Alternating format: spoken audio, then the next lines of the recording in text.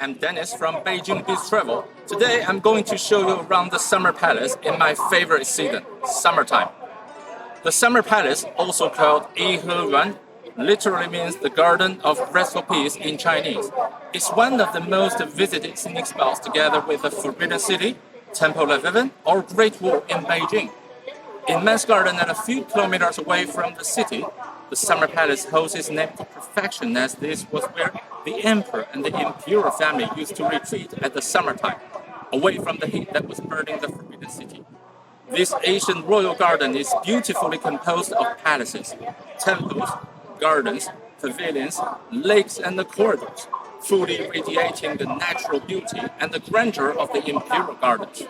As the largest garden in China, the Summer Palace today is the center of the interest of all tourists coming to visit Beijing and its many other cultural and historical relics. Here, where I am standing, is the East Palace Gate. A big plaque is hung above in the middle with the three Chinese characters, Yuan, in the handwriting of Emperor Guangxu, the second to the last emperor of China, also the pathetic puppet controlling by Empress Dao Cixi. The Summer Palace used to be a birthday gift to a woman that was the mother of Emperor Qianlong. The gift sender was Emperor Qianlong himself. Regardless whether the gift was too extravagant and luxurious, at least it left a beautiful garden to us nowadays.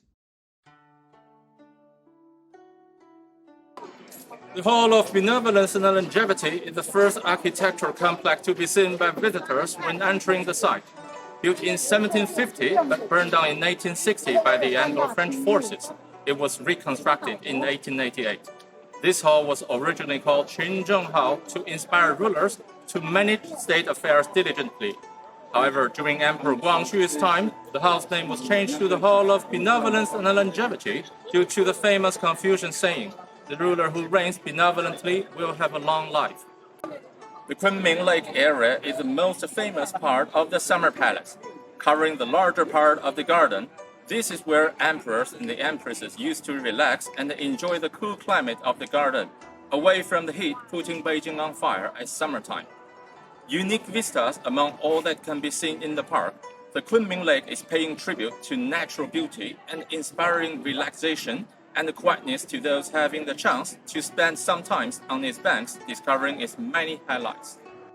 But before climbing up the Longevity Hill, we need to walk through this living prison, known as a place notable for its seclusion and harmonious agreement. The Hall of Jade Repose started to have another function after 1898, when the 100 Days Reform led by Emperor Guangxu failed. Indeed, the reform aiming at reforming the outdated feudal system by creating a new edict had received a sharp disagreement from the Empress Dao Cixi that arrested Emperor Guangxu and placed him into the Hall of Jade Repose, secluded from the outside world. Symbolic act of this disagreement with the separation of the two rocks located in front of the hall used to symbolize Emperor Guangxu and Empress Dao Cixi. The long corridor is a 728 meters long gallery linking the Longevity Hill to the Kunming Lake, longest corridor gallery in China. The building was even ranked as the longest one in the whole world in 1990.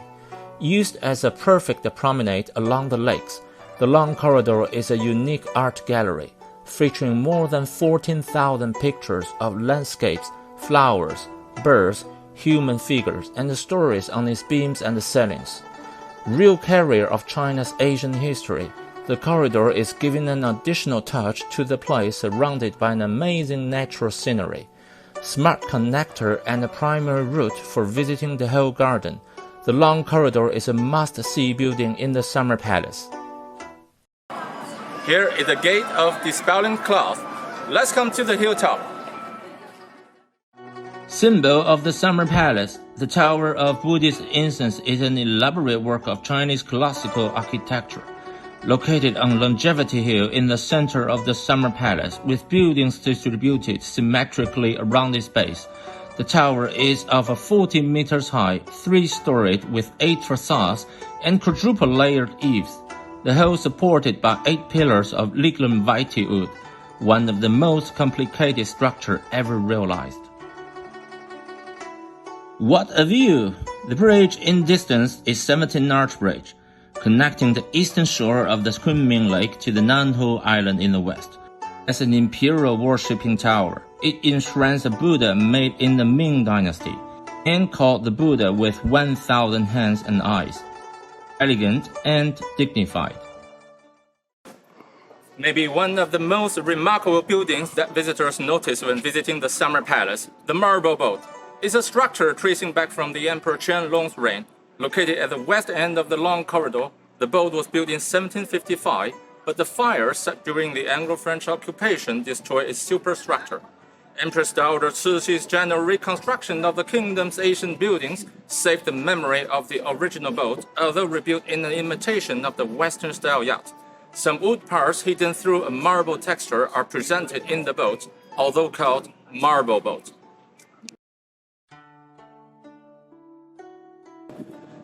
Perhaps the Empress Dowager Cici had never imagined that after 100-some years, the ordinary Chinese people can visit her garden freely, even take on this dragon boat used to symbolize the imperial power, to sail to the shore of happiness.